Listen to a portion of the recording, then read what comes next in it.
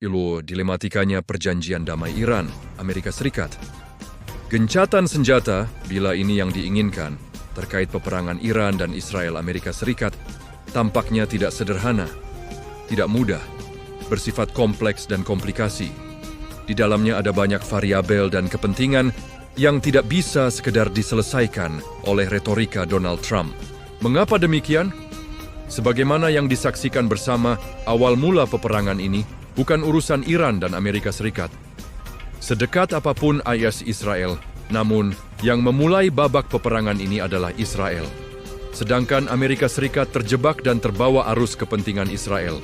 Terkait hal ini, maka retorika gencatan senjata itu tidak bisa diselesaikan oleh retorikanya Donald Trump saja.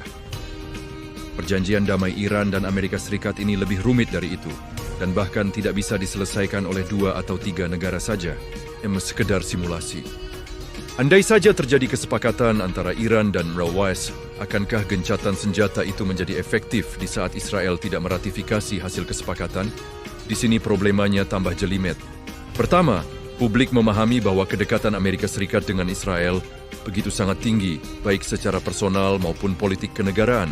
Negara Amerika Serikat kerap memberikan sumbangan tahunan sebanyak puluhan triliun kepada Israel dalam memperkuat pertahanan dan keamanannya. Kedekatan kedua negara ini, apakah akan memberikan garansi bahwa setiap yang disepakati alaihissalam akan berlaku dan ditaati pula oleh negara Israel? Kedua, pertanyaan tadi melanjutkan pemikiran mengenai ikatan ketergantungannya antara Amerika Serikat dengan Israel. Apakah orientasi ketergantungan ini simetris atau asimetris? Perlu ditegaskan bahwa dalam faksi politik di Israel, yang paling menonjol adalah kelompok Yahudi Israel. Hubungan politik kedua negara ini sangat dipengaruhi dinamika tersebut. Yang ketiga, fenomena yang kerap terjadi di Gaza, Palestina. Gencatan senjata sudah berulang, namun serangan dan gemburan brutal kerap dilakukan Israel kepada penduduk Gaza. Dunia menyaksikan bahwa gencatan senjata dan keputusan PBB hampir dipastikan dilihat sebelah mata oleh kelompok Yahudi Zionis Israel. Bila demikian adanya, akankah kesepakatan Amerika Serikat dengan Iran memberikan makna politik yang efektif bagi kawasan Timur Tengah? Persoalan ini masih menjadi kabut politik yang tebal, menghantui elit politik dan warga negara yang sedang berkonflik. Dalam situasi seperti ini, peran organisasi internasional seperti PBB hampir dirasa tidak memiliki taring yang kuat untuk mengawal sebuah perjanjian politik. Keempat, seperti yang diharapkan masyarakat Iran, dalam perjanjian itu hendaknya tertuang pernyataan pentingnya menjaga kepastian keamanan dunia.